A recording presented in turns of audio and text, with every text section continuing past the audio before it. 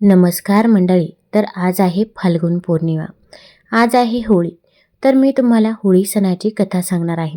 ही कथा ऐकल्यामुळे आपल्या घरामध्ये सुख, शांती, समृद्धी येते, नकारात्मकता दूर होते. त्यामुळे व्हिडिओ स्किप न करता शेवटपर्यंत जरूर बघा. चॅनलवरती नवीन असाल तर चॅनल लाईक करा आणि सबस्क्राईब देखील करा. तसेच कमेंटमध्ये ओम नमो भगवते वासुदेवाय किंवा ओम महालक्ष्मी नमः लिहायला विसरू नका, जेणेकरून आपल्याला देखील भगवान विष्णू आणि माता लक्ष्मीचा आशीर्वाद नक्कीच प्राप्त होईल. शेवटचा मराठी महिना फाल्गुन आणि या महिन्यातील पौर्णिमेला येणारा सण म्हणजे होळी. देशभरात विविध ठिकाणी हा सण साजरी करण्याची परंपरा पद्धत वेगळी पण तितकीच खास आणि आकर्षक आहे. पहिल्या दिवशी होलिका दहन होते आणि दुसऱ्या दिवशी एकमेकांवर रंग उडवून रंगांची होळी खेळली जाते, ज्याला धुलीवंदन असं म्हटलं जातं. होळीला शिमगाही म्हटलं जातं. भगवान शंकराची लीला याला शिवशिमगा सुद्धा म्हटलं जातं. दृष्ट प्रवृत्ती, वाईट अमंगल विचार यांचा नाश करून चांगली वृत्ती, चांगले विचार अंगी बाळगावे, हा या सणामागील उद्देश. होळीनिमित्त पुरणपोळी, रंग, धुळवड या सगळ्याचे आकर्षण तर असतेच. जसे प्रत्येक सणाची कहाणी आहे, तसेच होळी साजरी करण्यामागे देखील एक प्राचीन इतिहास आहे. ही कथा आहे विष्णू भक्त प्रल्हादाची, त्याच्या परीक्षेची आणि होलिकेची. एक हिरण्यकश्यपू नावाचा राजा होता. तो दैत्यांचा राजा होता. स्वर्गात राहणाऱ्या देवांचे दैत्य हे चुलत भाऊच होते. कधी कधी दैत्य हे इतके सामर्थ्यवान व्हायचे की ते सगळ्या देवांना स्वर्गातून पळवून लावायचे. मग सारे देव विष्णूची प्रार्थना करायचे. विष्णू हा विश्वाचा देव होता. जेव्हा जेव्हा देव त्याची प्रार्थना करायचे तेव्हा तेव्हा विष्णू नेहमी त्यांना मदत करायचा. त्यामुळे मग दैत्यांना दूर करून देव पुन्हा स्वर्गात शांतपणे राहू शकायचे. पण आता पुन्हा हिरण्यकश्यपूने साऱ्या देवांना स्वर्गाबाहेर हकलून दिले होते. तो स्वतः स्वर्गाच्या सिंहासनावर आरूढ झाला आणि त्याने पृथ्वी, जिथं माणसं आणि प्राणी राहायचे, स्वर्ग जिथे देव राहायचे आणि पाताळ जिथे दैत्य राहायचे, अशा तिन्ही लोकांचा स्वामी म्हणून स्वतःला घोषित केले. राजा हिरण्यकश्यपने स्वतः असे देखील घोषित केले की मी विष्णूपेक्षाही श्रेष्ठ आहे. यापुढे कोणीही विष्णूंची पूजा करणार नाही, फक्त माझीच पूजा व्हायला पाहिजे. विष्णू नव्हे तर मीच विश्वाचा राजा आहे. हिरण्यकश्यपला एक प्रल्हाद नावाचा मुलगा होता. प्रल्हाद त्याच्या वडिलांसारखा बिलकुल नव्हता. त्याची देवावरती भक्ती होती आणि विशेष करून भगवान विष्णूवर त्याची श्रद्धा होती. अगदी लहानपणापासूनच प्रल्हाद रोज विष्णूंची प्रार्थना करत असे. तो म्हणायचा, विष्णू हाच माझा परममित्र आहे आणि माझं विष्णूवरच प्रेम आहे. जेव्हा हिरण्यकश्यपने ऐकलं की प्रल्हादचं विष्णूवर प्रेम आहे आणि तो रोज विष्णूंची प्रार्थना करतो, तेव्हा त्यानं प्रल्हादला 2 शिक्षकांबरोबर राहायला पाठवून दिलं. त्याने शिक्षकांना सांगितलं, माझ्या मुलाला प्रत्येक गोष्ट शिकवा, पण देवाबद्दल शिकवू नका आणि विष्णूबद्दल तर अजिबात काही शिकवू नका. त्याच्या कानावर विष्णूचं नावही पडता कामा नये. ते दोघेही शिक्षक राजकुमाराला त्याच्या स्वतःच्या घरी घेऊन गेले आणि त्याच्या बरोबरीच्या इतर मुलांबरोबर त्याला शिकवायला सुरुवात केली. त्याला वाचायला पुस्तकं दिली आणि विष्णूंचं नावही निघणार नाही याची त्यांनी काळजी घेतली. एके दिवशी शिक्षकांना आढळून आलं की प्रल्हाद त्याची पुस्तकं वाचण्याऐवजी इतर मुलांना विष्णूबद्दल शिकवण्यात मग्न आहे. म्हणून एक शिक्षक त्याला म्हणाले, तू विष्णूबद्दल बोलता कामा नये, तुझे वडील त्यामुळे रागवतील. प्रल्हादनं उत्तर दिलं की पण मला विष्णूबद्दल बोलणं आवश्यक आहे. माझं विष्णूवर प्रेम आहे. माझे वडील जरी रागवले तरी मी विष्णूबद्दल बोलणार. विष्णू हा भगवान आहे आणि मी त्याची प्रार्थना करतो. तुमच्या शाळेतल्या मुलांना देवाची प्रार्थना कशी करायची ते ठाऊक नाही आणि विष्णूंची पूजा कशी करायची तेही त्यांना माहीत नाही, म्हणून मी त्यांना शिकवत आहे. शिक्षकांना धक्काच बसला आणि राजाला हे कळलं तर तो रागवेल म्हणून ते घाबरले. तसेच तो आपल्यावरही रागवेल म्हणूनही ते चिंतेत पडले. म्हणून ते राजा हिरण्यकश्यपकडे गेले आणि त्यांनी राजाला स्पष्ट करून सांगितलं की त्यांनी प्रल्हादला विष्णूविषयी शिकवलेलं नाही, तर प्रल्हाद स्वतःच इतर मुलांना विष्णूंची उपासना कशी करायची ते शिकवत होता. हे ऐकल्यावर राजा हिरण्यकश्यप अतिशय संतापला. तो गरजला, प्रल्हादला इकडे माझ्यासमोर आणा, मीच त्याची विष्णूपूजा बंद करतो. जेव्हा शिक्षकांनी नगरात राजाकडे प्रल्हादला आणलं तेव्हा तो त्याला प्रेमाने आणि मृदू आवाजात म्हणाला, बाळा, तू विष्णूपूजा का करतोस? मी तुला सांगितलं नाही का की मी फक्त राजाच नाही तर मी तिन्ही लोकांचा स्वामी आहे. मी विष्णूपेक्षा श्रेष्ठ आहे, तू फक्त माझीच पूजा केली पाहिजेस. विष्णूंची नव्हे, प्रल्हादनं धीटपणा उत्तर दिलं. होय, तुम्ही मला हे सारं शिकवलं होतं, पण तुम्ही सांगताय ते काही बरोबर नाही. तेव्हा राजाने विचारलं, तुझ्या म्हणण्याचा अर्थ तरी काय? ते बरोबर नाही असं तुला कसं काय वाटतंय? मी जे सांगतो त्याच्यावर विश्वास ठेवला पाहिजे. प्रल्हादने विचारलं, तुम्ही विष्णूपेक्षा श्रेष्ठ नाही हे मला माहीत आहे, कारण विष्णू हा विश्वाचा स्वामी आहे. तुम्ही राजा आहात हे खरं आहे, पण विष्णूला जोपर्यंत मान्य आहे तोपर्यंतच तुम्ही राजा राहू शकाल. हिरण्यकश्यप त्यावर फार चिडला. तो म्हणाला, बोलण्याची तुझी हिंमत तरी कशी झाली? ठीक आहे, माझी शक्ती तुला दाखवतो. लवकरच तुला कळेल की मीच विष्णूपेक्षा श्रेष्ठ आहे. नंतर राजाने त्याच्या सैनिकांना बोलवले आणि त्यांना प्रल्हादला मारण्याची आज्ञा केली. सैनिकांनी प्रल्हादला पकडले आणि त्यांनी असं करता क्षणीच प्रल्हादनं आपलं मन विष्णूंच्या ठाई एकवटलं. सैनिकांनी त्याला आपले भाले टोचले, पण प्रल्हादला काही वेदना जाणवलीच नाही. जणू ते भाले त्या शूर मुलाला जखमी करण्यात असमर्थ ठरले. ते पाहून हिरण्यकश्यपू फार घाबरला. तो ओरडला, मारा त्याला, मारा त्याला. तुम्ही सैनिक अगदी कुचकामी आहात, त्या मुलाला मारून टाकण्याचा उपाय शोधा. सैनिक म्हणाले, आम्ही कसं मारू शकू? आमचे भाले त्याला काही सुद्धा करू शकले नाही. तेव्हा राजा गरजला, मग हत्ती आणा.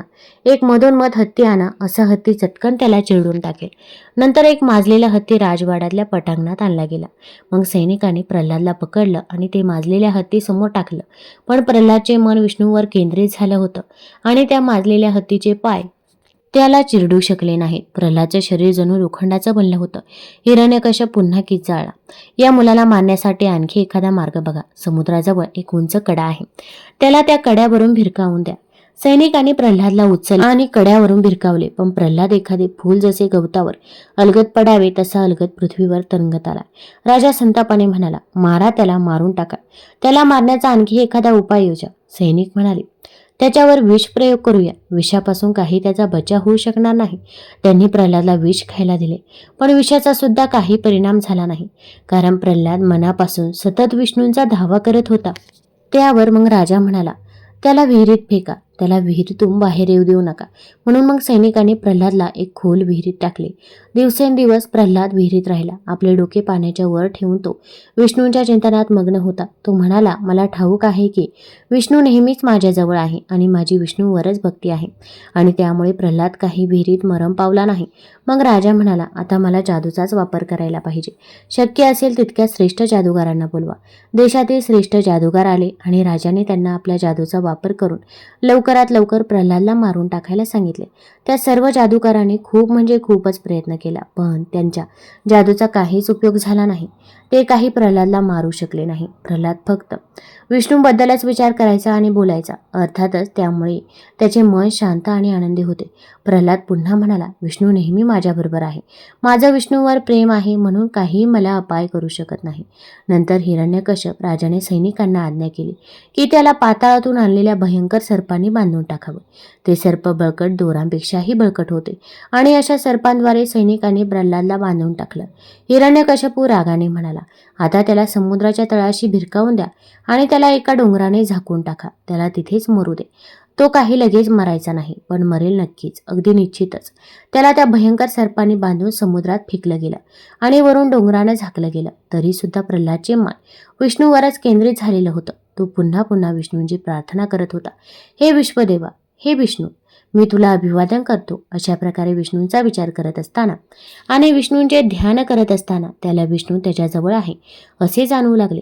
तो पाण्याच्या खोल तळाशी बुडत जात असताना विचार करत होता, विष्णू सर्व काळ माझ्याजवळ आहे. विष्णू माझ्याजवळ आहे, त्यामुळे भीतीचं काही कारण नाही. मला काही झालं तरी मला ठाऊक आहे की विष्णू सदैव माझ्याजवळ आहे. हे विश्वविधात्या विष्णू, तुला माझा नमस्कार असो. अशा प्रकारे विष्णूंचा विचार करत असताना आणि चिंतन करत असताना त्याला विष्णू त्याच्या जवळच नाही तर त्याच्या हृदयातच आहे असं जाणवू लागले. त्याला आता जाणवू लागले तो आणि विष्णू एक रूपच आहे, किंवा खरं तर तो स्वतःच विष्णू आहे. तो विचार करू लागला, मी विष्णूपासून वेगळा नाही, तर मी विष्णूशी एक रूपच आहे. मीच विष्णू आहे. मी सर्वत्र आहे. सगळ्या वस्तूंमध्ये मी आहे आणि सर्व वस्तू म्हणजेच मी आहे. ज्या क्षणी प्रल्हादनं असा विचार केला आणि समजून घेतलं की तो जगातल्या साऱ्या वस्तूंमध्ये समावलेला आहे, त्या क्षणी ज्यांनी त्याला बांधून टाकलं होतं ते भयंकर दोरांसारखे सर्प अचानक तुकडे होऊन बाजूला पडले. त्याच वेळी प्रल्हादच्या डोक्यावर असलेल्या पर्वताचेही दुभंगून तुकडे होऊ लागले आणि तेही बाजूला पडून वाहून गेले. मग समुद्रातलं पाणीही प्रल्हादला घेऊन वरवर येऊ लागलं. प्रल्हाद अलगदपणे लाटांवर उचलला गेला आणि सुरक्षितपणे किनाऱ्यावर पोहोचला. तिथे उभे असताना मी दैत्य आहे, मुलगा आहे, प्रल्हाद आहे असं सारं सारं प्रल्हाद विसरून गेला. तो सर्व शक्तिमान आहे असं त्याला वाटलं. त्याला जाणवलं की विश्वातील सारी शक्ती त्याच्यामधून बाहेर पडत आहे. त्यामुळे निसर्गातलं काही त्याला अपाय करू शकत नाही. तो स्वतःच निसर्गाचा चालक आहे. प्रल्हाद बराच वेळ किनाऱ्यावर उभा होता. तेव्हाच त्याच्या मनात हे सगळे नवीन आणि वेगळेच विचार तरळून गेले. मग त्याला हळूहळू जाणीव होऊ लागली की तो एक मुलगा आहे, त्याला शरीर आहे आणि त्याचं प्रल्हाद असं नाव आहे. पण आता तो नवीनच प्रल्हाद होता, कारण त्याला उमगलं होतं की भगवान विष्णू त्याच्या हृदयात आणि जगात सर्वत्र त्याच्या भोवती आहे. प्रत्येक गोष्ट त्याला विष्णू समानच दिसू लागली होती. राजा हिरण्यकश्यपला लवकरच ही बातमी कळाली की प्रल्हाद मरण पावलेला नाही आणि तो समुद्र किनाऱ्यावरती उभा आहे. राजा स्वतःशीच विचार करू लागला, आता मी काय करावं? हा मुलगा म्हणजे मला मोठा धोकाच आहे. त्याची विष्णूवर श्रद्धा आहे आणि विष्णू हा तर माझा शत्रू आहे. ज्या अर्थी मी या मुलाला मारून टाकू शकलो नाही, त्या अर्थी मला जपून राहिलं पाहिजे. मला त्याच्याशी प्रेमानं बोललं पाहिजे आणि त्याला विष्णूंची भक्ती करण्यापासून परावृत्त केलं पाहिजे. म्हणून मग हिरण्यकश्यपने प्रल्हादला बोलवलं आणि तो म्हणाला, बाळा माझा एक, मी दैत्यांचा राजा आहे आणि तू माझा मुलगा आहेस. जेव्हा तू मोठा होशील तेव्हा तू दैत्यांचा राजा होशील. म्हणून आता तू तुझ्या विष्णूंचा त्याग कर आणि राजा कसं व्हायचं ते शिक. मी विष्णूपेक्षा श्रेष्ठ आहे हे मी तुला आधीच सांगितलं आहे. तू विष्णूंची नव्हे तर माझीच पूजा केली पाहिजेस. प्रल्हादनं त्यावर उत्तर दिलं, तुम्ही विष्णूपेक्षा श्रेष्ठ नाही. विष्णूपेक्षा खरं तर कोणीच श्रेष्ठ नाही. राजा म्हणाला, तू अजून लहान आहेस. या साऱ्या गोष्टी कळायला तू फारच लहान आहेस. चंद्रासाठी रडणारं तू एक छोटं मुलंच आहेस. प्रल्हाद म्हणाला, मी चंद्रासाठी रडत नाही, कारण मला माहीत आहे की विष्णूंचं माझ्यावर प्रेम आहे आणि मला हे सुद्धा माहीत आहे की विष्णूला जोपर्यंत मान्य आहे तोपर्यंतच तुम्ही राजा राहाल. राजाला फार राग आला, पण यावेळी त्यानं त्याचा राग दाखवला नाही. तो म्हणाला, तू अगदीच बाळ आहेस, जा आणि खेळ, तुझ्या पाठशाळेमध्ये जा. म्हणून हिरण्यकश्यपने पूर्वीप्रमाणेच प्रल्हादला त्याच्या 2 शिक्षकांकडे परत पाठवलं आणि त्याने शिक्षकांनाही सांगितलं, माझ्या मुलाला राजाची कर्तव्य शिकवा. पण प्रल्हादला राजाची कर्तव्य शिकायची नव्हती. तो त्याचा वेळ इतर मुलांना विष्णूची भक्ती आणि श्रद्धा यांबद्दल शिकवण्यात घालवत असे. त्यामुळे दोन्ही शिक्षक काहीने पुन्हा हिरण्यकश्यपकडे परत आले आणि प्रल्हाद काय करत आहे त्याला सांगितलं. यावेळी राजा पूर्वीपेक्षाही जास्त रागावला. तो संतापाने वेडापिसा झाला. तो गरजला, प्रल्हादला माझ्याकडे घेऊन या. म्हणून मग प्रल्हादला त्याच्या वडिलांकडे परत पाठवण्यात आलं. राजा अतिशय चिडला आहे हे त्यानं बघितलं. राजा म्हणाला, तू विष्णूची पूजा करायला मी शाळेत तुला परत पाठवलं नव्हतं. आता माझा एक, तू विष्णूंची पूजा करणं थांबवलंच पाहिजे. समजलं का? तू विष्णूंची पूजा करणं थांबवतो असं मला वचन दे.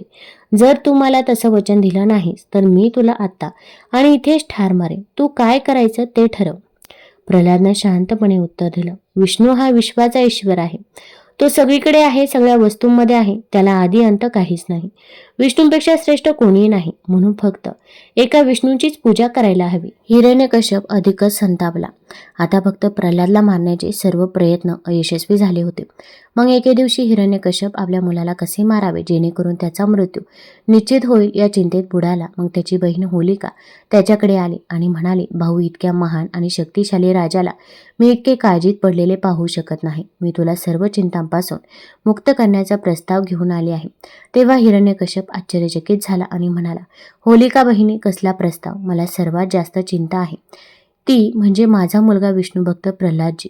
तो पापी माझा एक भाग असूनही विष्णूंचे नाव घेतो. मला फक्त त्याला मृत्यूदंड द्यायचा आहे, पण तो मरत नाही. तो मेल्यावरच माझ्या सर्व चिंता दूर होतील. मग होलिका हसून म्हणाले, हो भाऊ, माझ्याकडे एक योजना आहे ज्याद्वारे तू प्रल्हादला मारू शकतोस. भाऊ, तुला आधीच माहिती आहे की मला भगवान ब्रह्मदेवाकडून एक वरदान मिळाले आहे. कोणतीही आग मला काहीही नुकसान पोहोचू शकत नाही. मी तुझ्या मुलाला प्रल्हादला माझ्या मांडीवर घेऊन अग्नीत बसेन. तू बस एवढे कर, सैनिकांच्या मदतीने एका मोठ्या ठिकाणी एक चित्ता पेटव आणि मग मी प्रल्हादला माझ्या मांडीवर घेऊन त्या अग्नीत बसेन. मग मी त्याला घट्ट धरून ठेवीन जेणेकरून तो त्या आगीतून सुटू शकणार नाही आणि तो त्याच चित्तेमध्ये जळून राख होईल. पण मला काहीही होणार नाही. यामुळे तुमच्या मार्गातील एक शत्रू देखील नष्ट होईल. मग आनंदाने हिरण्यकश्यप राक्षस म्हणाला, खूप छान बहिणी, होलिका तू खूप चांगली बहीण आहेस. तू ही योजना लवकर पूर्ण कर. मी आता सैनिकांना प्रल्हादसाठी एक मोठी चिता तयार करण्याचा आदेश देतो. मित्रांनो, यानंतर हिरण्यकश्यपने आपल्या सैनिकांना आदेश दिला आणि काही वेळातच रिकाम्या जागेत लाकडाचे आणि गवताचे मोठे लागणे गोळा झाले आणि त्याच्या मध्यभागी होलिका प्रल्हादला मांडीवर घेऊन बसले. त्यानंतर हिरण्यकश्यपच्या आज्ञेनुसार चितेला आग लावण्यात आली. आग पेटताच प्रल्हाद नेहमीप्रमाणे नारायणाचे नाव जपू लागला. आता अग्नीची उष्णता त्यांच्यापर्यंत पोहोचू लागली. होलिकेला त्याची उष्णता जाणवू लागली. ती आश्चर्यचकित झाली, कारण याआधी अग्नीने तिला कधीही असा अनुभव दिला नव्हता. आता अग्नी होलिकापर्यंत पोहोचला होता आणि होलिकाचे शरीर त्या अग्नीत जळू लागले होते. तर प्रल्हाद तिच्या मांडीवर बसून शांतपणे विष्णूंचे नाव घेत होता. हे पाहून होलिकेला खूप राग आला आणि ती मोठ्याने म्हणाली, मला ब्रह्मदेवाने दिलेले वरदान खोटे असल्याचे ओरडू लागली आणि म्हणू लागली की मला फसवले गेले, माझी फसवणूक झाली आहे.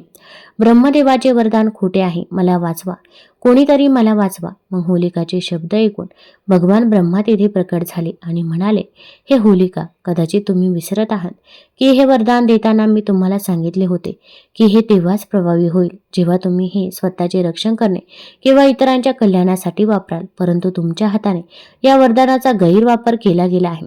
या वरदानाने तू एका निष्पाप मुलाला मारण्याचे धाडस केले आहेस, म्हणून तुम्हाला तुमच्या कर्माचे फळ मिळाले आहे. असे म्हणत ब्रह्मदेव अदृश्य झाले. ती आग खूप मोठी झाली होती आणि आता इच्छा असूनही होलिका त्यातून बाहेर येऊ शकली नाही. तिथे नारायण स्वतः प्रल्हादचे रक्षण करत होते, म्हणून प्रल्हादला काहीही झालं नाही. बाहेर उभे असलेले सर्व सैनिक आणि हिरण्यकश्यप होलिकेचे आवाज ऐकत होते, पण होलिकेला कोणीही वाचवू शकला नाही. काही वेळातच होलिकाचे शरीर त्या आगीत जळून राख झाले, तर भक्त प्रल्हाद सुखरूप बाहेर आला. तेव्हापासून तो दिवस होलिका दहन म्हणून साजरा केला जातो. आणि मित्रांनो, दुसऱ्या दिवशी रंगपंचमी असते. या घटनेच्या स्मरणार्थ दरवर्षी फाल्गुन पौर्णिमेला होलिका दहन केले जाते. हे वाईटावर चांगल्याच्या विजयाचे प्रतीक आहे.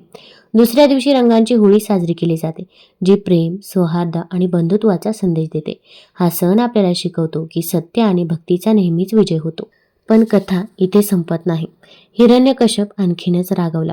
दृष्टा, विष्णू सगळीकडे सगळ्या वस्तूंमध्ये आहे असं तू कसं म्हणू शकतोस? किती मूर्खपणा! तू तिथला खांब बघ. तुला असं म्हणायचं आहे का की विष्णू त्या खांबात लपलेला आहे? हा बाळा, तू किती वेड्यासारखा बोलतोयस. प्रल्हाद शांतपणे म्हणाला, होय, खरंच विष्णू खरोखरच त्या खांबाच्या आत आहे. राजा म्हणाला, तुला खरंच असं वाटतंय? ठीक आहे, मीच तुला दाखवतो. जर तो तिथे असेल तर त्यालाच तुला वाचवू दे, आणि जर तो तिथं नसेल तर मीच तुला या तलवारीने आता मारेन. राजा झटकन खांबाकडे गेला आणि तलवारीने सपकन खांबावर वार केला. त्याच क्षणी एक गडगडाट ऐकवला. तो खांब तडकला आणि त्याच्या आतून विष्णू प्रकट झाला. विष्णू त्याच्या सर्वात जास्त भीतीदायक रूपात होता, अर्धा सिंह आणि अर्धा माणूस, ज्याला नरसिंह असं म्हणतात. राजाच्या पाठीमागे उभे असलेले दैत्य भीतीने धूम पडून गेले, पण राजाने मात्र नरसिंहावर हल्ला केला. दोघांचेही बराच वेळ अटीतटीचे युद्ध झाले. शेवटी नरसिंहाने हिरण्यकश्यपवर मात केली आणि त्याला मारले. नंतर स्वर्गातून देव खाली आले आणि त्यांनी विष्णूची स्तुती गायली. प्रल्हादने त्याच्या चरणावर वाकून नमस्कार केला आणि विष्णूंची भक्तिपर आणि श्रद्धापर सुंदर स्तोत्रे गाऊन स्तुती केली. विष्णू म्हणाला, तू माझा आवडता भक्त आहेस, तुला काय हवे ते तू माग. पण प्रल्हादचे हृदय भगवंत प्रेमानेच भरलेले होते आणि विष्णूला इतक्या जवळ पाहून तो आनंदित झाला होता. तो काहीच बोलू शकला नाही. विष्णू पुन्हा म्हणाला, प्रल्हादा, काहीही माझ्याकडे माग. प्रल्हादनं उत्तर दिलं, देवा, तुझे दर्शन झाले, आणखी दुसरं मला काय हवं? मला तुझ्याकडून पृथ्वीवरचे किंवा स्वर्गातले कुठलेही वर नकोत. विष्णूनं पुन्हा प्रेमानं विचारलं, पण माझ्याकडे काहीतरी माग. प्रल्हाद म्हणाला, देवा, तुझ्याबद्दल मनात नेहमी प्रेम राहावं, एवढंच काय ते मी मागतो. या जगातले अज्ञानी लोक विविध वस्तूंवर प्रेम करताना मी पाहिलं आहे. त्यांचं त्यांच्या चीजवस्तूंवर जसं प्रेम असतं, त्यांच्या मुलावर जसं प्रेम असतं, त्यांचं स्वतःवर जसं प्रेम असतं, इतर सगळ्या गोष्टींबद्दल त्यांना जसं जीवापाड प्रेम वाटतं, तसं त्यांचं तुझ्यावर प्रेम असतं. माझं फक्त तुझ्यावर निरपेक्ष असं प्रेम राहू दे. प्रल्हादच्या उत्तराने विष्णू संतुष्ट झाला. त्यानं प्रेमानं प्रल्हादकडे पाहिलं आणि तो म्हणाला, प्रल्हाद, खरंच ज्याचं माझ्यावर खूप प्रेम आहे ते दुसरं काहीच मागत नाही. म्हणून माझ्या आशीर्वादाने या जीवनात शेवटपर्यंत तू या जगातली सर्व सुखे उपभोगशील. माझ्यावर मन एकाग्र करून तू धार्मिक कृत्ये पार पाडशील. जेव्हा तू मरण पावशील तेव्हा तू माझ्याकडे येशील. प्रल्हादला असा आशीर्वाद देऊन विष्णू अंतर्धान पावला. नंतर ब्रह्मादी देवाने प्रल्हादला दैत्यांचा राजा म्हणून अभिषेक केला. तुम्हाला जर ही कथा आवडली असेल तर चॅनल लाईक करा, सबस्क्राईब करा आणि आपल्या मित्रपरिवारासोबत जरूर शेअर करा. धन्यवाद.